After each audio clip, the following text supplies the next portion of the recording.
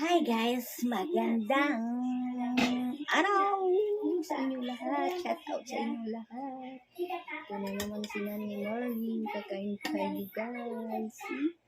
Sinabawang chicken. May pakwan.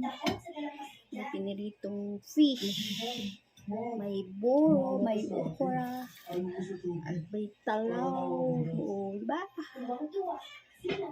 Salo-salo. Halo-halo. At may sinabawang saluyot.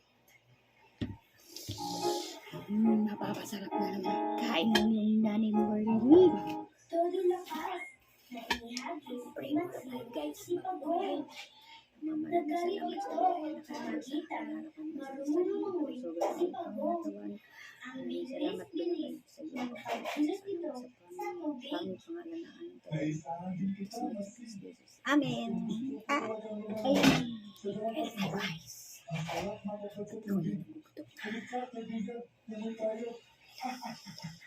Dami-dami. Malungkot na umuwi si Maxine. Naramdaman niya kung paano masaktan kapag naloloko ng kaibigan. Mula noong nagbago na si Maxine, hindi na sila muling nagkita ni Pagong. Matalino man ang Maxine na iisahan din.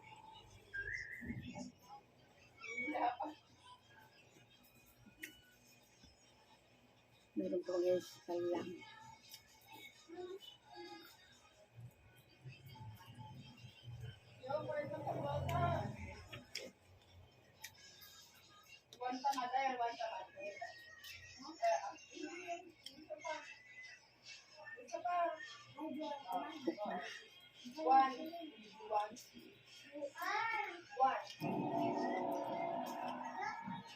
Experience the largest baby show in Asia.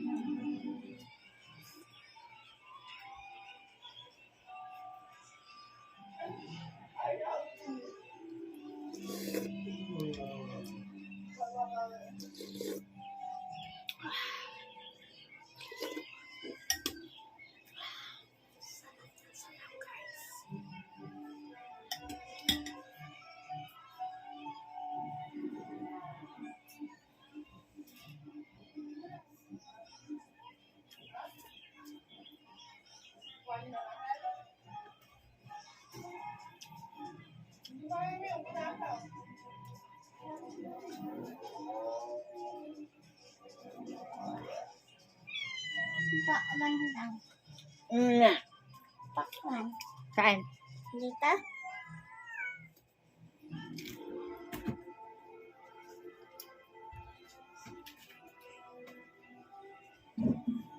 Ito guys. Saan dumilikit?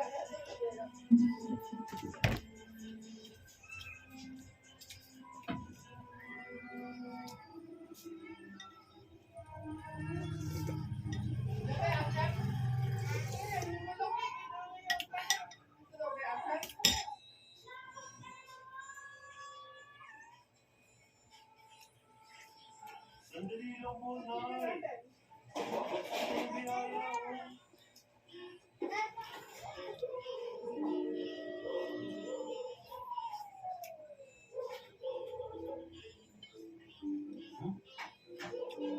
Isda.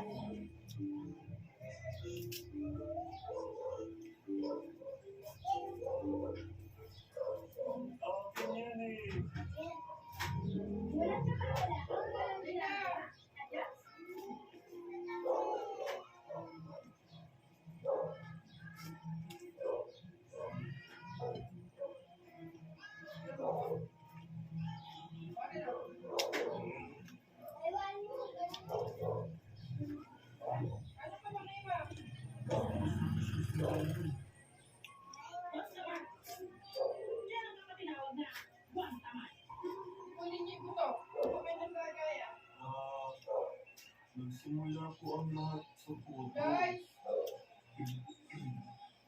Pinag-renta po ako ng mami ko ng puto.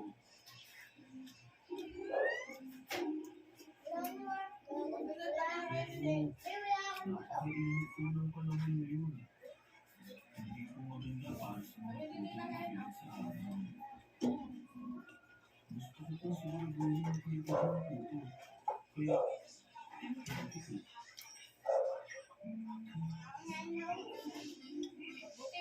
kaso, nagpaawa po yung mga palawa. Kaya, hindi ko po sa kanila yung mga puto. Kaya wala kang perang naiuwi para sa nanay mo. At sinulan ka pa. Naiuwi sa'yo mga puto. Hindi po ako magsimuli. Halo.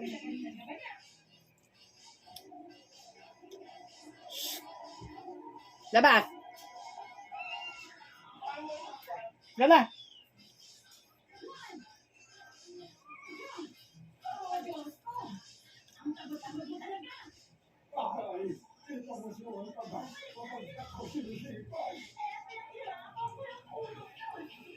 Kaya yun lang po yun.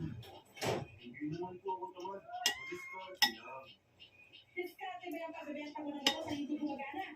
Yung pagtanggal ng garbata, Ang sikat ng pamatay ng karapata.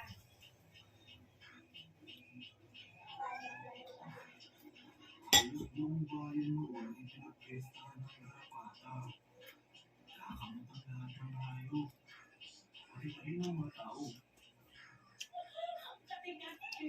Maski ang nanay ko, hindi maligtas. Ayun! Kumulog ka nga dyan. Kapag dapat pati pagkakamot ay kinatatamaan mo. Ikaw na muna magbenta ng pangit sa palengke. Ako, Diyos ko.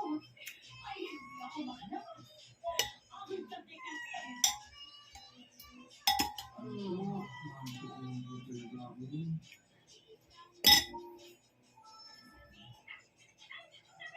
Ako po.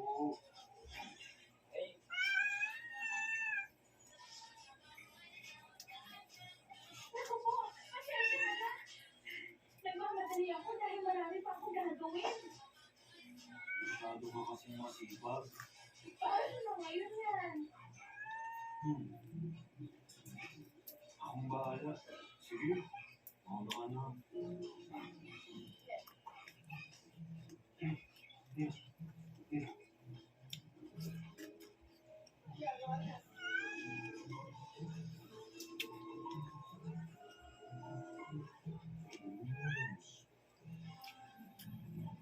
Bili-bili na kayo. Para sa mga kating-kating at hindi mapakali. Ako bumili. Oo, bumili. Pabili mo ko yung libaro ko. Hindi ba sa lolo ko yun? Naging gamot sa mga. Ang tinuro na talaga. Naku, hindi po ako niloloko. Nagkaroon lang po ng hindi pagkakaintindihan. Kasi po sila eh.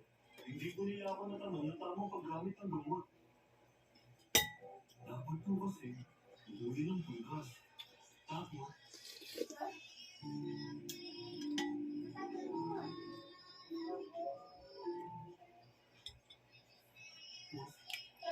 ang mga mata ito. Tapos, lubog-lubog ng dugo na palayo.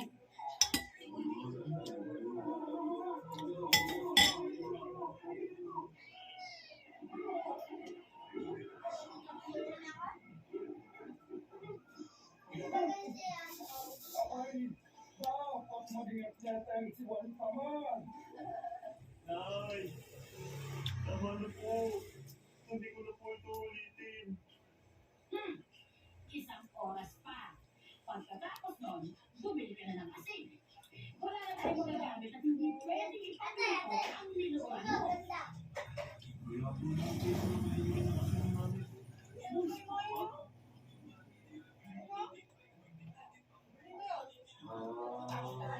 Ang sarap mag-swimming. Kaso, baka may magnakaw nito.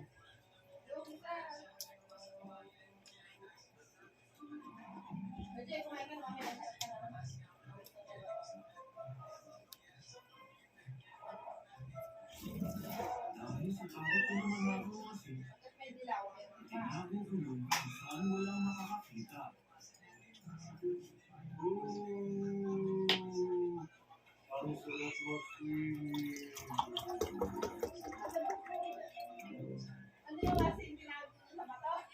Pero, kahit anong sabihin ako, saan pa rin ako nanonood ng nakaw. Oh?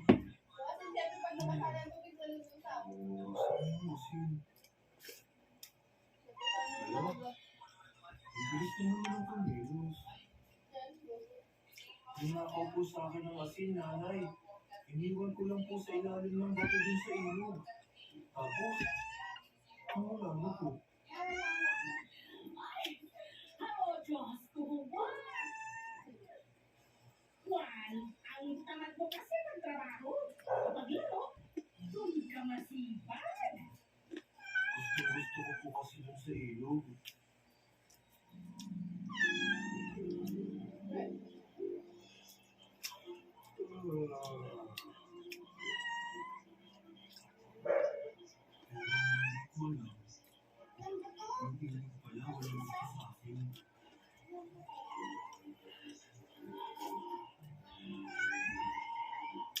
Sarap.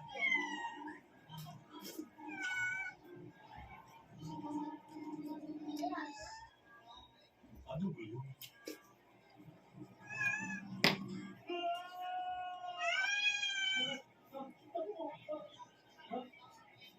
Huh? Hindi na lang buhay ko ang ligtas ni Maria. Guys, please. Huh? Sakit na nariyan ko. Hmm.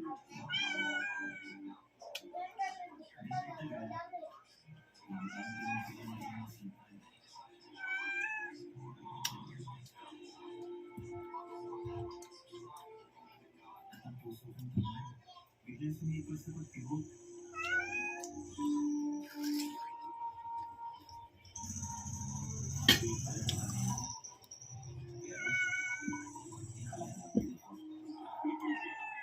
Tigilan mo ako, Juan. Puro ka bola.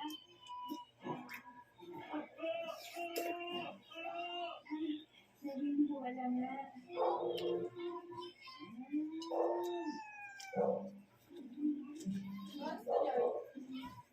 Kaya nasipan, tara, gusto mo mag-merienda. Ako, marami pa akong gagawin. Kung gusto mo, dito ka sa amin sa merienda.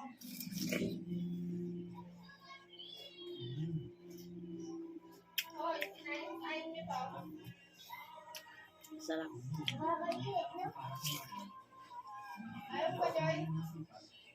Hindi na hanapin yung gusto araw-araw. Lalaki siya.